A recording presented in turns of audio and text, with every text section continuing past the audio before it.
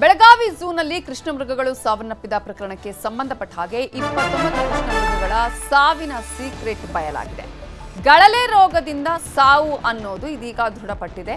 29 ಕೃಷ್ಣಮೃಗಗಳು ಸಾವಿಗೆ ಕಾರಣ ಏನು ಅನ್ನೋದರ ಬಗ್ಗೆ ಈಗ ಮಾಹಿತಿ ಲಭ್ಯವಾಗಿದ್ದು ಅದರ ಹಿಂದಿರುವ ಕಾರಣ ಗೊತ್ತಾಗಿದೆ. ಈ ಕೃಷ್ಣಮೃಗಗಳು ಗಳಲೆ ರೋಗದಿಂದ ಸಾವನ್ನಪ್ಪಿದೆ ಅನ್ನೋದು ದೃಢಪಟ್ಟಿದೆ.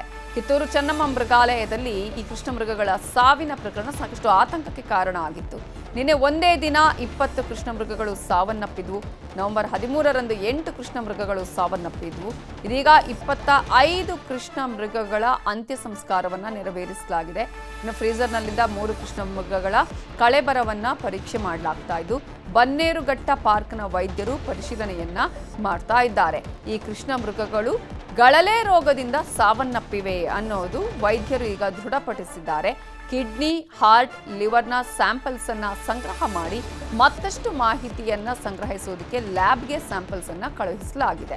ಈಗ ಸಾಕಷ್ಟು ಆತಂಕಕ್ಕೆ ಕಾರಣ ಆಗಿತ್ತು. ಯಾಕೆ ಈ ರೀತಿಯಾದಂತಹ ಒಂದು ಬೆಳವಣಿಗೆ ನಡೆಯಿತು ಇಮಿಡಿಯೇಟ್ ಆಗಿ, ಅದರಲ್ಲೂ ಕೂಡ ಈ ರೀತಿಯಾಗಿ ಮಾರಣಾಂತಿಕವಾಗಿ ಸಾವನ್ನಪ್ತಾ ಇದೆಯಲ್ಲ ಕೃಷ್ಣಮೃಗಗಳು, ಅದರ ಬಗ್ಗೆ ಸಾಕಷ್ಟು ತನಿಖೆಯನ್ನು ಕೂಡ ನಡೆಸಲಾಗುತ್ತೆ ಅಂತ ಹೇಳಿ ಅರಣ್ಯ ಸಚಿವರು ಹೇಳಿಕೆಯನ್ನ ಕೊಟ್ಟಿದ್ರು. ಇದೀಗ ಆ ಒಂದು ಸಾವಿನ ಸೀಕ್ರೆಟ್ ಏನು ಅನ್ನೋದು ರಿವೀಲ್ ಆಯಿತು.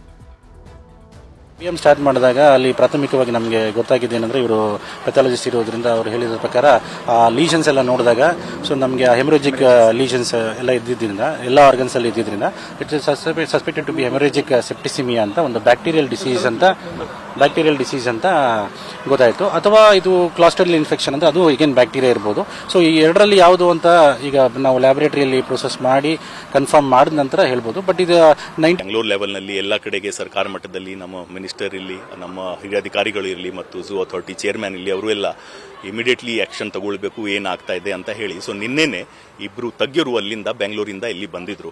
ಆಮೇಲೆ ಅವರು ಪ್ರಾಣಿಗಳನ್ನು ಇವತ್ತು ಪೋಸ್ಟ್ ಮಾರ್ಟಮ್ ಕೂಡ ನೋಡಿದ್ದಾರೆ. ಸೊ ಅದರಲ್ಲಿ ಇವರ ಫೈಂಡಿಂಗ್ಸ್ ಪ್ರಕಾರ ಮೋಸ್ಟ್ ಪ್ರೊಬೆಬ್ಲಿ ಇದು ಹೆಮೊರಾಜಿಕ್ ಸೆಪ್ಟಿಸಿಮಿಯಾ ಅಂತ ಒಂದು ಬ್ಯಾಕ್ಟೀರಿಯಲ್ ಡಿಸೀಸ್ ಇರುತ್ತೆ. ಅದು ಸಾಮಾನ್ಯವಾಗಿ ಕ್ಯಾಟಲ್ಸ್ ನಲ್ಲಿ ಇರುತ್ತೆ. ವಿದಿನ್ 24 hours ಡೆತ್ ಆಗುತ್ತೆ ಅಂತ ಆ ರೀತಿ ಲಿಟರೇಚರ್ ಇದೆ. ಇದೇ ವಿಚಾರಕ್ಕೆ ಸಂಬಂಧಪಟ್ಟ ಹಾಗೆ ಇನ್ನಷ್ಟು ಡೀಟೇಲ್ಸ್ ಅನ್ನ ಕೊಡೋದಕ್ಕೆ ನಮ್ಮ ರಿಪೋರ್ಟರ್ ಚಂದ್ರಕಾಂತ್ ಸುಗಂಧಿ ಈಗ ಫೋನ್ ಸಂಪರ್ಕದಲ್ಲಿ ಜಾಯಿನ್ ಆಗಿದ್ದಾರೆ. ಚಂದ್ರಕಾಂತ್, ಈಗಾಗಲೇ 29 ಕೃಷ್ಣಮೃಗಗಳು ಸಾವಿನಪ್ಪಿದಂತಹ ಪ್ರಕರಣ ಸಾಕಷ್ಟು ಆತಂಕಕ್ಕೆ ಕಾರಣ ಆಗಿತ್ತು. ಇದೀಗ ಈ ಪ್ರಕರಣದಲ್ಲಿ ಯಾಕೆ ಅನ್ನೋದ್ರ ಬಗ್ಗೆ ಕೂಡ ಮಾಹಿತಿ ಲಭ್ಯ ಆಗಿದ್ದು ಗಳಲೆ ರೋಗದಿಂದ ಅಂತ ಹೇಳಿ. ಸೊ ಇದೀಗ ವೈದ್ಯರು ಏನು ಹೇಳ್ತಿದ್ದಾರೆ, ಉಳಿದ ಒಂದು ಕೃಷ್ಣಮೃಗಗಳು ಏನಿದೆ ಅವುಗಳ ಒಂದು ರಕ್ಷಣೆಗೆ ಏನೆಲ್ಲ ಕ್ರಮಗಳನ್ನು ಕೈಗೊಳ್ಳಲಾಗ್ತಿದೆ?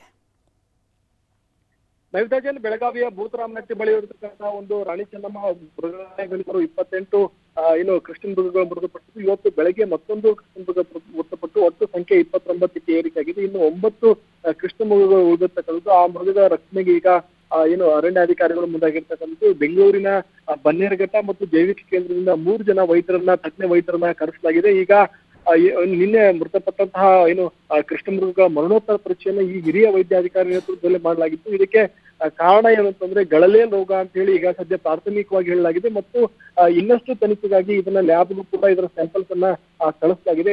ಕೃಷ್ಣಮೃಗ ಮೃತಪಟ್ಟ ಹಿನ್ನೆಲೆಯಲ್ಲಿ ಸಾಕಷ್ಟು ಚರ್ಚೆಗೆ ಗ್ರಾಸವಾಗಿತ್ತು. ಅರಣ್ಯಾಧಿಕಾರಿಗಳೇನಾದ್ರು ನಿರ್ಲಕ್ಷ್ಯ ತೋರಿದ್ರ ಅನ್ನೋದ್ರ ಬಗ್ಗೆ ಕೂಡ ಚರ್ಚೆ ಆಗಿತ್ತು. ಆದ್ರೆ ಈಗ ಇದಕ್ಕೆ ರೋಗ ಕಾರಣ ಅಂತ ಹೇಳಲಾಗಿತ್ತು. ಮತ್ತು ಈ ರೋಗ ಹವಾಮಾನ ವೈಪರೀತ್ಯದ ಬದಲಾವಣೆ ಕಾರಣಕ್ಕಾಗಿ ಬರುತ್ತೆ ಅಂತಕ್ಕಂಥದ್ದು ಕೂಡ ಈಗ ವೈದ್ಯರು ಹೇಳ್ತಾ ಇದ್ದಾರೆ. ಮತ್ತು ಇನ್ನುಳಿದ ಕೃಷ್ಣಮೃಗಗಳ ರಕ್ಷಣೆಗಾಗಿ ಐಸೋಲೇಟ್ ಅನ್ನು ಕೂಡ ಈ ಒಂದು ಮೃಗಾಲಯದಲ್ಲಿ ಮಾಡಲಾಗಿರ್ತಕ್ಕಂಥದ್ದು. ಹಿರಿಯ ಅಧಿಕಾರಿಗಳ ನೇತೃತ್ವದಲ್ಲಿ ಈಗ ರೋಗ ನಿರೋಧಕ ಚಿಕಿತ್ಸೆಯನ್ನು ಕೂಡ ಎಲ್ಲ ಇನ್ನುಳಿದ ಕೃಷ್ಣಮೃಗಗಳಿಗೆ ಸದ್ಯ ಕೊಳ್ಳಾಗ್ತಕ್ಕಂಥದ್ದು. ಈಗ ಪ್ರಾಥಮಿಕವಾಗಿ ಇದು ಗಳಲೆ ರೋಗ ಅಂತ ಹೇಳಲಾಗುತ್ತೆ. ಮತ್ತು ಗಳಲೆ ರೋಗ ಬರೋಕ್ಕೆ ಕಾರಣವೂ ಕೂಡ ವೈದ್ಯಾಧಿಕಾರಿಗಳು ಕೂಡ ಸದ್ಯ ಹೇಳಿದ್ದಾರೆ. Navita J. Thank you Chandrakant Sugandhi ಡೀಟೇಲ್ಸ್ಗೆ.